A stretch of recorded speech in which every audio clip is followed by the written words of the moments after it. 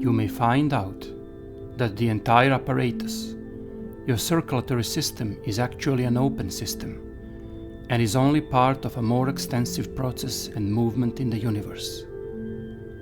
The moment you discover that you are continually conditioning the movement of your bloodstream and that you are the one driving the heart muscle, that moment you will be the one shining with the light of stars. Influencing the beat of your heart muscle is no less impressive than arousing the impact of a volcano or affecting the trajectory of Jupiter.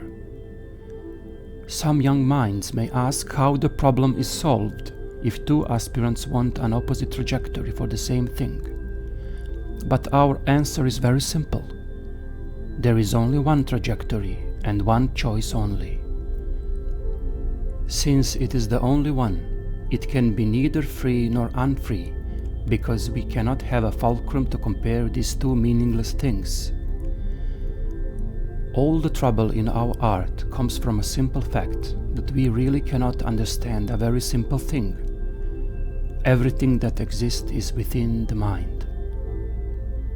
In fact, there is no such thing as everything. Moreover, everything that exists is a wholly exaggregated notion. Nothing exists is quite more appropriate, except for the mind. Not yours or mine, greater, wider, or more intuitive, but one and only. Nothing and except the mind are so diametrically different things and identical at the same time. And that is exactly all we have to deal with in this quest of ours. There is the mind, but nothing beyond that. Right now, even these words you are reading are not in front of you as may you think, but inside of your mind. You are not looking at them. You are looking directly inside yourself, in the part of the brain that is seeding this projection as a visual image, which is purely and solely constructed by you. These are not letters at all. They are particles of your mind.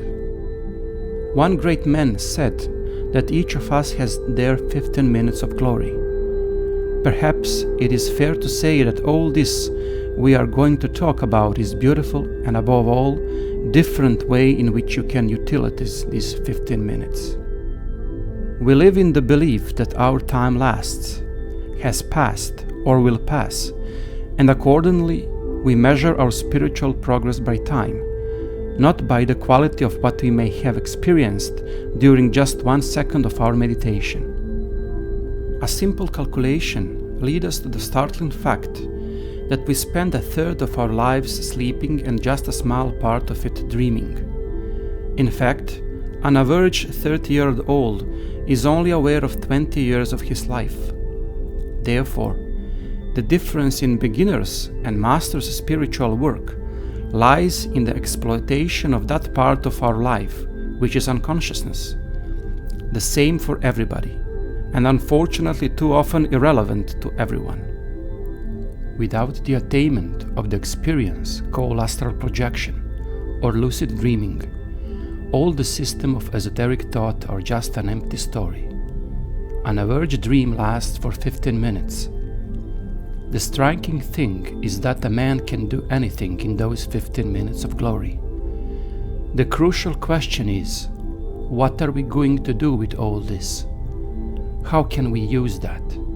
This is a story different from anything you can imagine. Dare to reach the goal. Moreover, dare to use the means. There is an experience that completely changed the content of our being and transform it into a force we cannot even assume to exist. If we start heating water, it will start to change, but that change will not be so significant for our soul until it exceeds 99 degrees centigrade. Degree by degree, that growth will not mean much in the quality of the water itself, and yet, when it exceeds 99 degrees and reach 100, that one small degree will mean much more than the growth of all the previous degrees. That 1 degree will change everything. Water will boil. By rising the same quantitative unit, as was the change from, for instance, 10 to 11 degrees, now that same unit make water change its nature in such a noticeable and unique way. Boiling is the growth of water, both quantitative and qualitative. The experience of lucid dreaming is that qualitative change in the aspirant. And just as it can change quantitatively over the years, growing from 1 degree to another, that quantitative growth will bring nothing so tremendous. However, finding yourself in a dream, experiencing a whole new awareness of a whole new reality, seems to bring a qualitative change in the mind, which will affect the aspirant's being for the rest of his life. This qualitative leap will direct us to a completely different quest, the search for ourselves. Yet, the search in the right direction is the search in the least likely place to look for, inside the self. For sure, the first important step in this matter is a complete understanding of the architecture and anatomy of a dream. It can be said that our shallow perception of what sleeping and dreaming are, and the equitation between these two completely different phenomena in general, is the condition of a failure. We have high expectation to understand our own reality of being awake without even the slightest awareness of what is happening behind our own eyes. Our whole being contains a system of levels of the highest enlightenment that could be found in the symbiosis of biological, psychological, chemical and physiological processes in us that lie primarily in straightforward laws and ways in which these processes make what we call consciousness. All our trouble is that with the occult arts, we try bypassing something that is an entirely open channel in itself. It has taken so much time during which we have been really unable to say what is going on with our brains during quite ordinary things. Apart from being able to perceive certain reactions, we are unable to answer how and why process occurs within the mind, and how certain information is processed and stored. One of such levels that we now know quite a lot about compared to only a few decades ago is our dreaming. That is, a period of brain activity called the REM phase, or paradoxical sleep. And the more we know and learn, the less willing we are to utilize such knowledge for all that holds our art in the sphere of life's interest, and that is the progress and illumination of being. We keep shedding light upon other paths, planes, and entities, so much that we are not sure at all that they are anything beyond our own imagination and weakness. We forget that all the light is already inside ourselves, on and warm, but our eyes are focused on other and further heavens, and not those that have already been radiating and longing for that distant and vain look. We will start from the very basic settings that emerge by complete coincidence. Polygraph recording of the waking-sleeping cycle using electrodes implanted at the level of major brain structures and different muscle groups allowed two different states to be accidentally discovered, quite diametrical to be more precise. One is a state of slow-wave sleep, followed by slow waves with large amplitude and preserved muscle tone. And the second is a state of deep sleep, which, paradoxically, is characterized by electrical activity of the brain, similar to that in the waking state, rapid eye movements, and complete absence of muscle tone. These are the periods that were discovered in 1959 by my friend and researcher in the same field of interest, Professor Michel Jouvet, and named paradoxical sleep, a name that properly indicates the nature of this condition. Anatomically, the waking system consists of a network of neurons, which stimulate the cortex through certain neurotransmitters during the waking state. In other words, we artificially maintain wakefulness, with the natural state of our brain being anything but the waking state, for which we need constant neurological stimulation and effort to maintain. Our natural environment is the unreality of dreams, while this reality keeps being artificially caused throughout all our life. Our natural environment is the unreality of dreams, while this reality keeps being artificially caused throughout our lives. Everything takes place in such a way that numerous control mechanisms prevent the occurrence of paradoxical sleep, or dreaming during the wake state and the beginning of sleep. So paradoxical sleep can occur only if all activates of the structures in charge of stimulating wakefulness are stopped. Dreaming is accompanied by a significantly elevated alert threshold and almost complete paralysis. A deaf, blind, and paralyzed being becomes very vulnerable. It can only dream if it is safe. Only then does it fall into deep sleep, which is a mechanism that manifests itself in our brain from the beginning of time. The direct transition from waking to paradoxical sleep is possible only with one illness, narcolepsy. The main feature of paradoxical sleep is atony of the body position and rapid eye movements.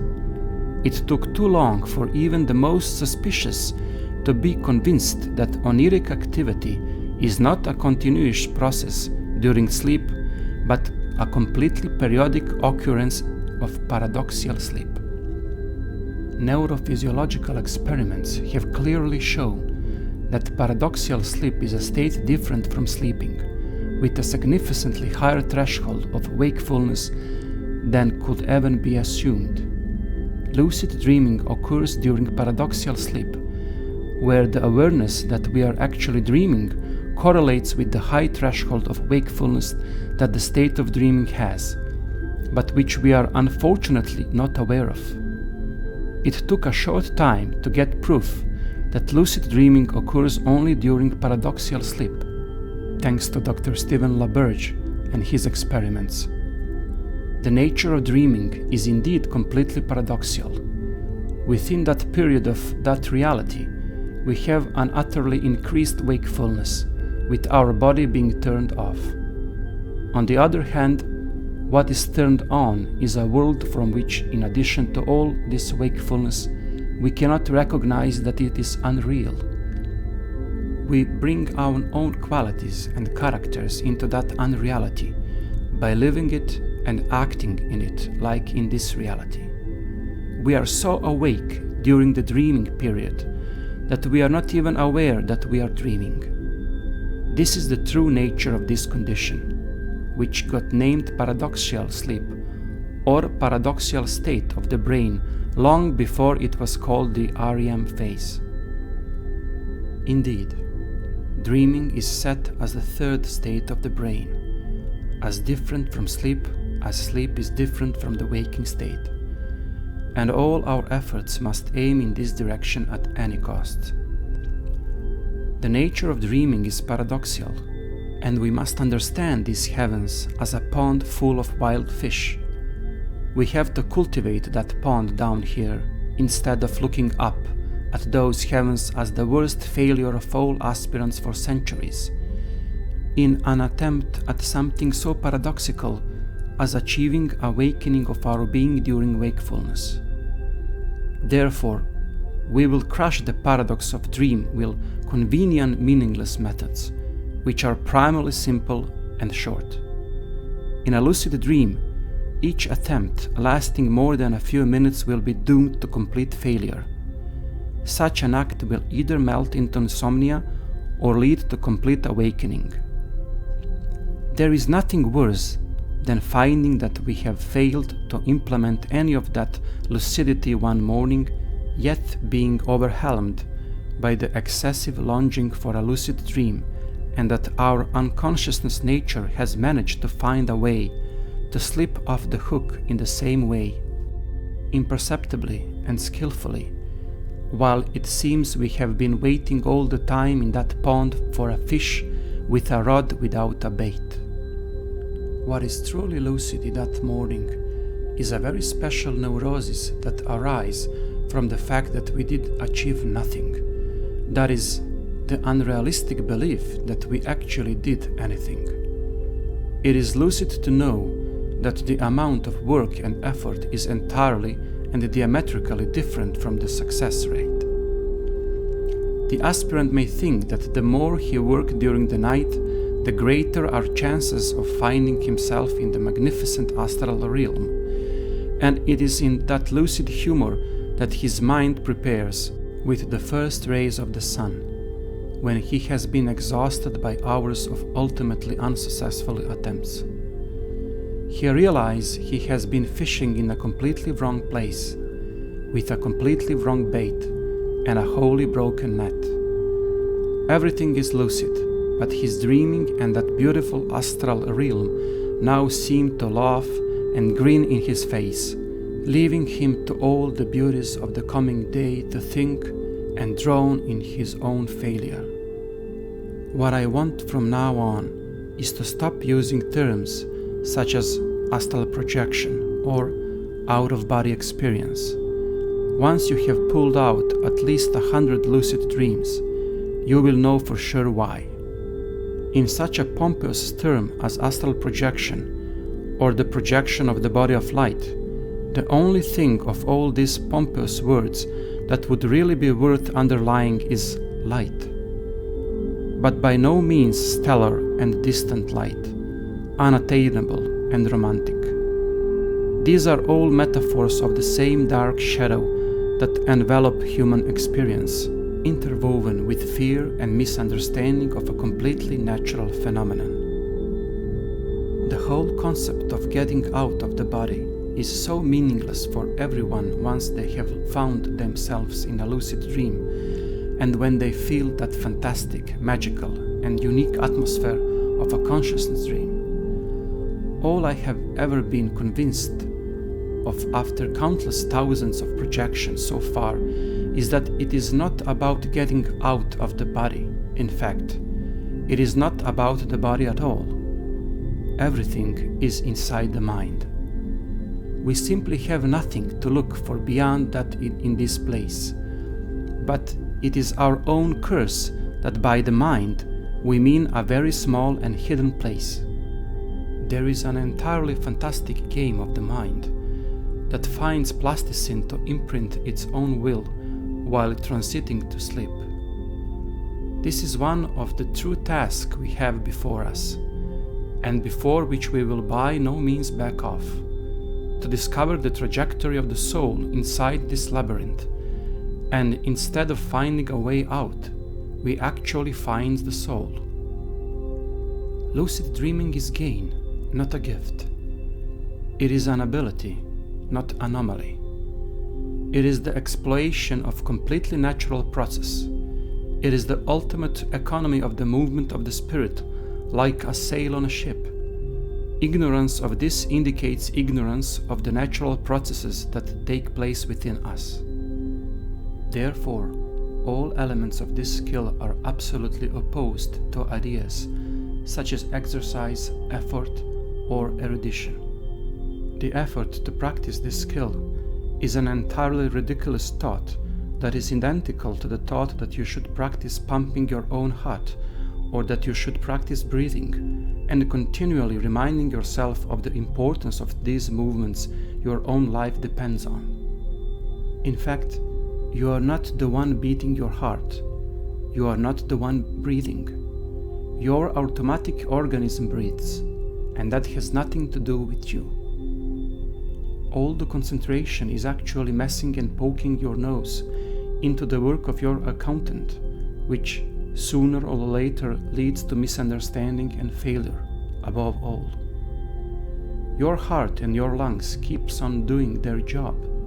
All the time you are neurotically trying to learn and pass on all this clumsiness to others, who again stumble upon all this, who breathe just like you and whose heart works in exactly the same way as yours. All our failure in this matter lies in the fact that we really have no knowledge of the two processes. the process of awakeness and the process of dreaming. In fact, we are furthest from realizing that there is no difference between these two events, which is actually just one. We are awake all the time. Indeed, how can we expect to know what a lucid dream is if we are not sure what awakeness is? Is it worth finding the mechanism of dreaming while we are not certain of our awake state, and if we are not familiar with our own wake capabilities? How to expect to be lucid in a reality where we have not fully awakened yet? These words are so important to begin with, and there is no movement that introduced the aspirant more to the heavens of success in understanding one's own awakeness than it is in understanding one's own dream. In order to move forward, we must make a very clear distinction between consciousness and awareness. Consciousness is the object of awareness. Awareness is the subject of consciousness. All we are going to talk about here is how to get to completely different shores of consciousness, where we will find awareness. This sailing on the currents of our sleeping self requires us to really discern what happens when we fall asleep. To truly see, we shall close our eyes.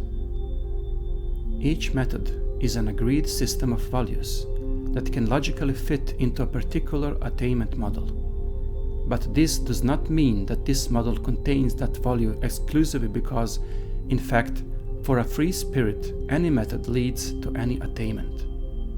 No matter what method, no matter what attainment.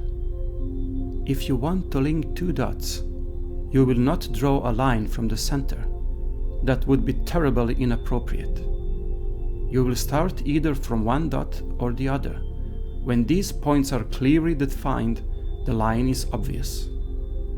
However, the line itself is composed of a multitude of dots and is an entirely new attainment per se. It is by no means a method or a consequence of merging these dots. On the contrary, these dots are only a limited end of that line that connects them only with a limited value. Then, when a line connects them, these dots are no longer perceived.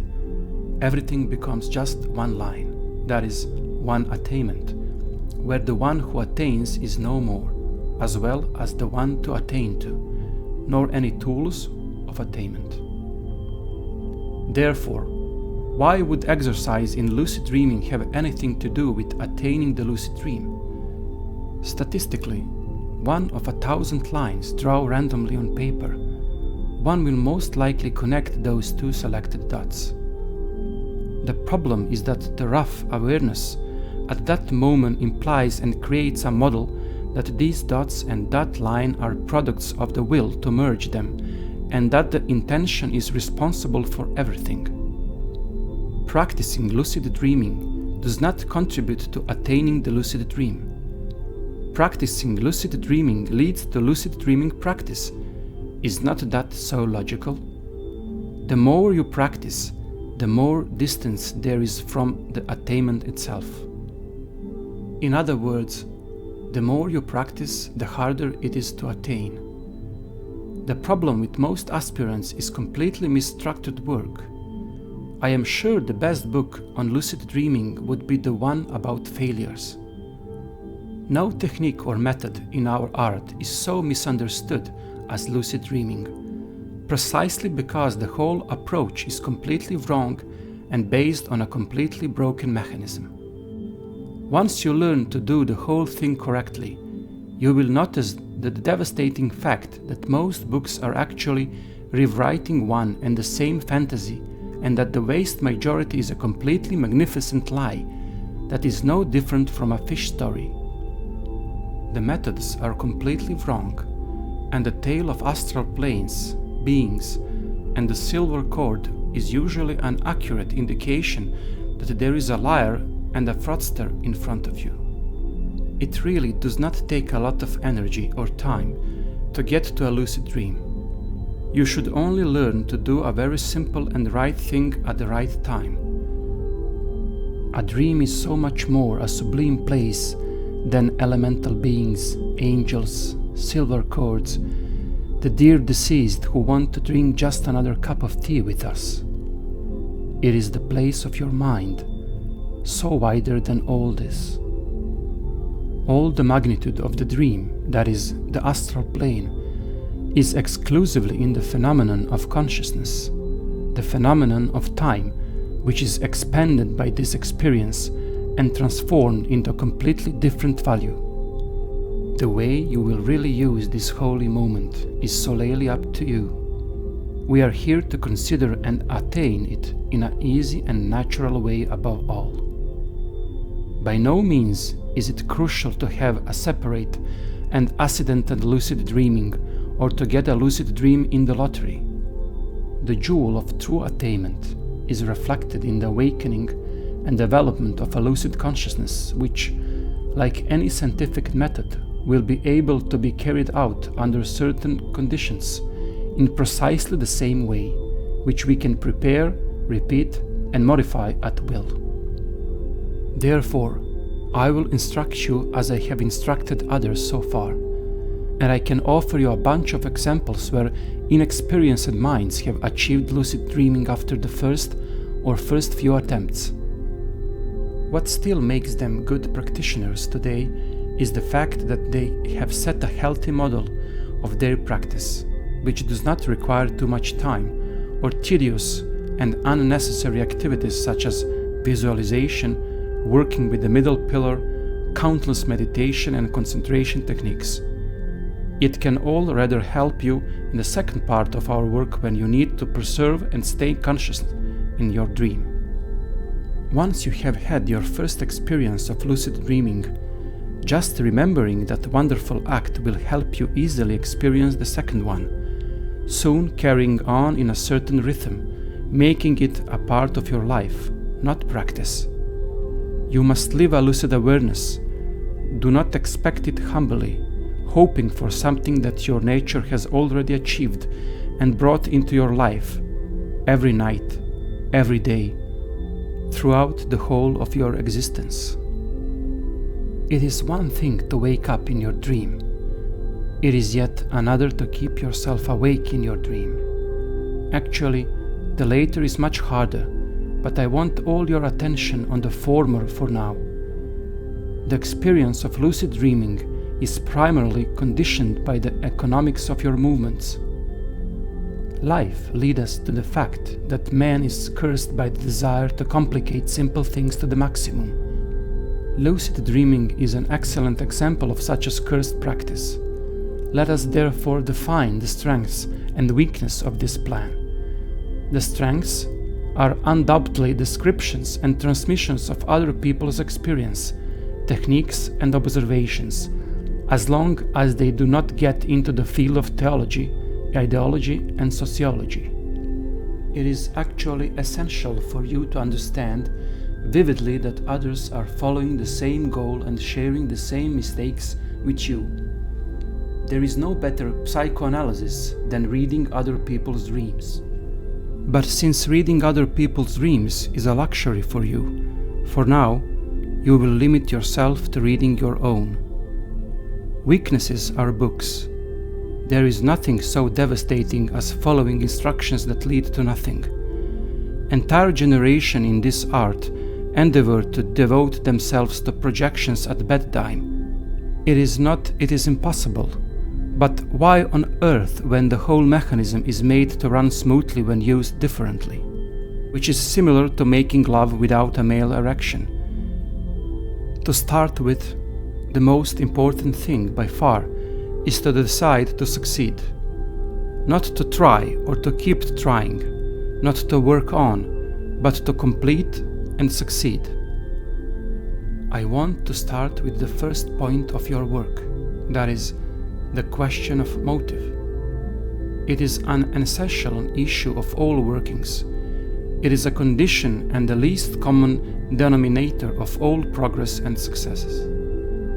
It is that atom of life without which no action has any meaning. The question of motive is an essential issue for every act, from criminal to divine. And if you find a motive within a seemingly impossible task, the whole act begins to radiate in such a different and lively atmosphere. But the main question is how to find a motive for an experience that is so inconceivable and amazing. This incredibleness creates a drive within that pushes us forward, but at the same time it radiates a completely dark and demoralizing shadow, the one that tells us that all this is possible for all but us, that of all God's creatures we are the only ones who are doomed to fail. Just imagine the realization of children's dreams, flying over buildings in the neighborhood or under the rainbow. Imagine a sudden ascent to the clouds, a chase over the ocean. Imagine sitting in the clouds or peacefully floating in the open space, getting to know your past life, metamorphosing into an animal or some completely different form. To build such an appropriate motive, you do not need anything new. You just need to become a child. Again. But in your case, you have to work hard for it. Your sense of reality will ruin your motive because it is but a stranger in your mind at the moment, and it will do everything to suppress and remove it. To prevent this, you need something concrete. You need a confirmation that you have set off on a journey. You need something tangible, something that will send a signal to your enthusiasm to grow and develop freely. Therefore, the beginning of work should be officially announced. For the first time, a small group of citizens will appear in the world of tyrants and will start organizing a rebellion. It must never perform too loudly, because such a rebellion will be revealed and suppressed ruthlessly. Also, it should not be too quiet, because it will induce no effect. What is required of you is to cause the butterfly effect. The best way to start this great adventure is by keeping the diary of your dreams, or your lucid diary. That diary is already one huge step toward your first lucid dream. Choosing a notebook in a bookstore, finding the ideal color and size, your first entry on its pages, all of these represent a conscious determination to succeed. It is a one-way ticket to a country where no one has been before, with you as the first one to arrive. This is a very important moment because it represents the withdrawal of most important factor, the magical link. When you pick a day to buy your lucid diary, it will also be the first day of your entire lucid opus. I advise you to get a notebook of the usual size, without excessive patterns or tables for dates and times. Your diary will be a report on your inspiration and imagination, so it may be full of drawings and patterns that will require a lot of blank space on the paper. It will be your reconnaissance squad, not your gravestone epitaph. It must point to the vitality of your spirit, not to the passive darkness of oblivion and nothingness. Choose it well. Work on this whole thing. You will see later that all the effort you put in the beginning will certainly affect many things later. I would not like to spend too much time on the form and appearance of the diary. I am quite sure that you will find what is ideal for you. What I want to dwell on, however, are two things: a record form and a form of interest. Let me go over the details of these ideas. At the same time, you will be more and more dedicated to your lucid opus and closer to the goal, just because your attention is sharpening more in this place, which I think is very good. A note in this diary does not serve to admire your phantasmagorias, but to dissect them, measure them, and probe them with a flame of childish intrigue. There are countless models upon which the dreams are correctly recorded, and it is up to you to construct the one that suits you the most. When you record the dream, it is important to write it down immediately upon awaking. no matter how convinced you are that you will remember it later. There is no need to wait for an ideal moment to write down a dream, but it should immediately be followed by awakening. More than an authentic experience in the morning will become distant and pale as soon as noon. It is also crucial that you give your dream a name. As if it were a movie, try to provide the best name for your last night blockbuster. Furthermore, find the symbol around which the dream is revolving. It is usually an object or a person around which the whole dream happens. Try to discover and name what that is. Your subconscious uses sleep, as we use adjectives in order to describe a specific noon. A dream for your unconscious nature is what a delightful verse is to a poet.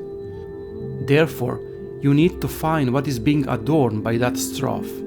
What is behind the stylistic figure of your subconscious? What kind of phenomena has turned on the mischief behind your closed eyes? Is it an object, or perhaps an event, emotion, or thought? In any case, it must be one term, not two or three, not more or less, but one and only. Come closer to that term from the state of wakefulness. What does it bring when you think about it? Is it pleasure or discomfort? Fear or ignorance? Lust or maybe need? Get out of the role of a dreamer. You need to transform the dream into a creative force of your intent, not to remain a passive and random cobweb of your unconscious. You have to allow a diary to breathe and develop. You must never be satisfied with one form of recording, because certainly there will appear another one to replace it. Write in the third person. When you make a journal entry, do so as if you are writing about someone else, as if you are writing a biography. Then write in the second person. Write to him instead of yourself. Give your dream logical legitimacy.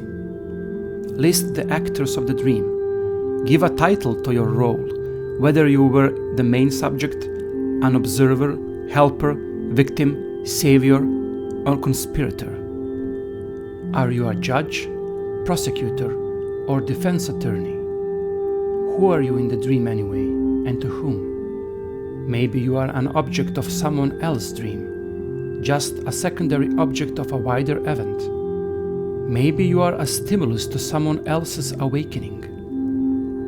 In the beginning, you will be lucky if you have written anything down at all. At first, your dream memory will be fragmentary, connected in small pieces that will progress over time. What you have to exercise here is patience, and most of all, the totality of memory, even if it is for just over a moment, if it is in one cycle and made of one uninterrupted part. It will be 100 times more important than the one from several smaller holes. Even a few minutes of uninterrupted memory is much more valuable than an experience of a whole night full of holes and darkness of oblivion. All this, even reading this before writing down anything in your dream diary, crushes a possibility of failure so powerfully that we can say quite openly that it is already approaching the dawn of awakening. Not in reality, but in a dream, in an environment that is much more adapted to your true being, and a landscape that is intended for such an endeavor where yourself and your new awakeness will be in its completely natural environment.